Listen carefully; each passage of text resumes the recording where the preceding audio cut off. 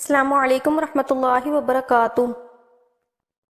جیسا کہ پہلے بیان کیا جا چکا ہے کہ زمزم کی کھدائی سے پہلے عبد المطلب نے دعا مانگی تھی کہ اے اللہ اس کی کھدائی کو مجھ پر آسان کر دے، میں اپنا ایک بیٹا تیرے راستے میں ذبح کروں گا۔ اب جب کہ کنواں نکل آیا تو انہیں خواب میں حکم دیا گیا اپنی منت پوری کرو، یعنی ایک بیٹے کو ذبح کرو۔ عبد المطلب کو یہ حکم اس وقت دیا گیا جب وہ اپنی منت بھول چکے تھے۔ پہلے خواب میں ان سے کہا گیا منت پوری کرو، انہوں نے ایک مینڈا ذبح کر کے غریبوں کو کھلا دیا۔ پھر خواب آیا اس سے بڑی پیش کرو، اس مرتبہ انہوں نے ایک بیل ذبح کیا۔ پھر خواب میں کہا گیا اس سے بھی بڑی پیش کرو، اب انہوں نے اونٹ ذبح کیا۔ پھر خواب آیا اس سے بھی بڑی چیز پیش کرو، انہوں نے پوچھا اس سے بھی بڑی چیز کیا ہے؟ تب کہا گیا اپنے بیٹوں میں سے کسی کو ذبح کرو جیسا کہ تم نے منت مانی تھی۔ اب انہیں اپنی منت یاد آئی، اپنے بیٹوں کو جمع کیا، ان سے منت کا ذکر کیا، سب کے سر جھک گئے، کون خود کو ذبح کرواتا۔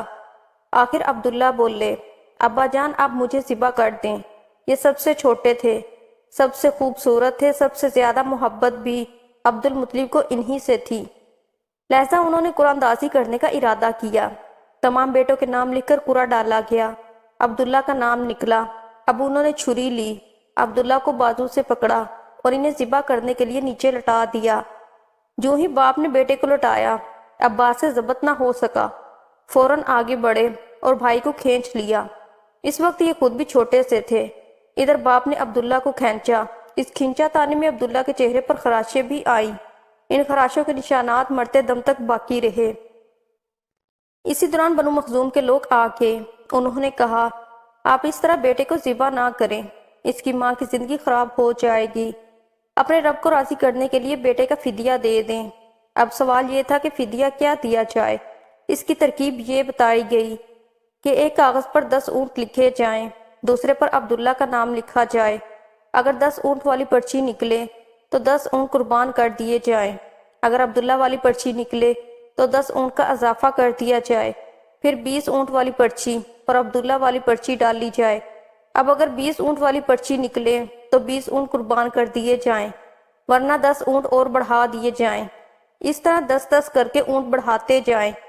عبد المطلب نے ایسا ہی کیا، 10 اونٹ بڑھاتے چلے گئے، ہر بار عبداللہ کا نام نکلتا چلا گیا، یہاں تک کہ اونٹوں کی تعداد 100 تک پہنچ گئی۔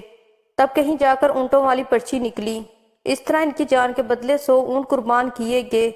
عبد المطلب کو اب پورا اطمینان ہو گیا کہ اللہ تعالیٰ نے عبداللہ کے بدلے 100 اونٹوں کی قربانی منظور کر لی ہے۔ انہوں نے کعبے کے پاس 100 اونٹ قربان کیے اور کسی کو کھانے سے نہ روکا، سب انسانوں، جانوروں اور پرندوں نے ان کو کھایا۔ امام ظاہری کہتے ہیں کہ عبد المطلب پہلے آدمی ہیں جنہوں نے آدمی کی جان کی قیمت 100 اونٹ دینے کا طریقہ شروع کیا۔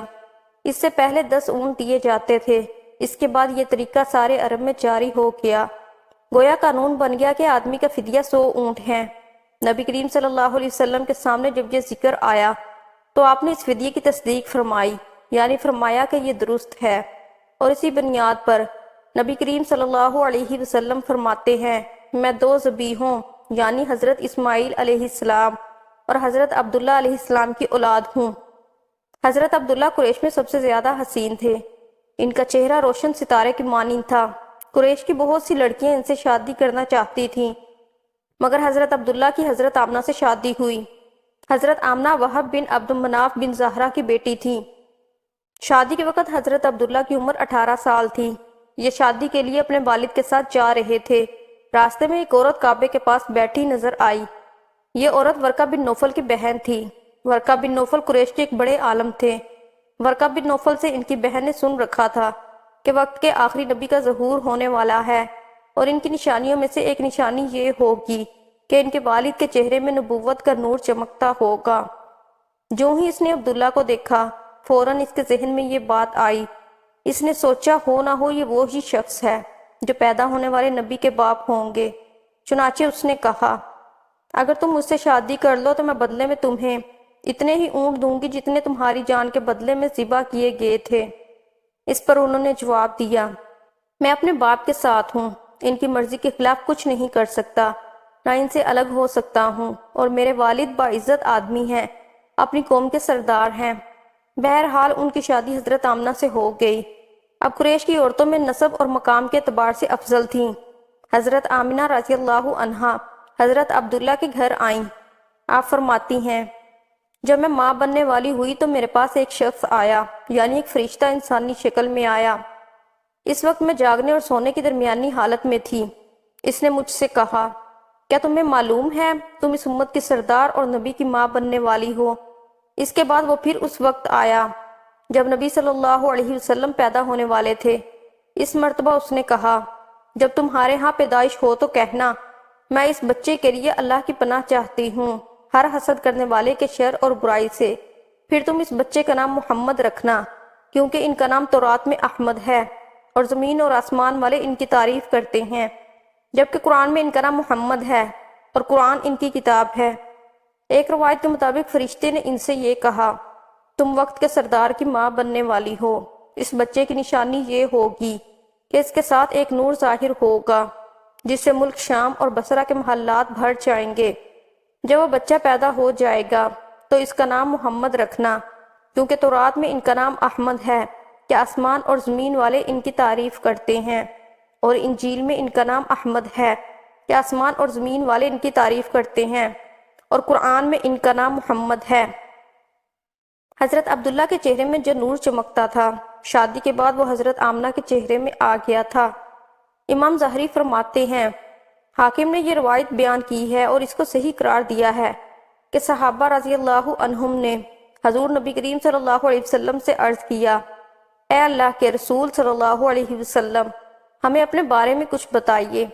آپ صلی اللہ علیہ وسلم نے ارشاد فرمایا، میں اپنے باپ ابراہیم علیہ السلام کی دعا ہوں، اپنے بھائی عیسیٰ علیہ السلام کی بشارت ہوں اور خوشخبری ہوں۔ جب میں اپنی والدہ کے شکم میں آیا تو انہوں نے دیکھا گویا ان سے ایک نور ظاہر ہوا ہے جس سے ملک شام میں بصرہ کے محلات روشن ہو گئے۔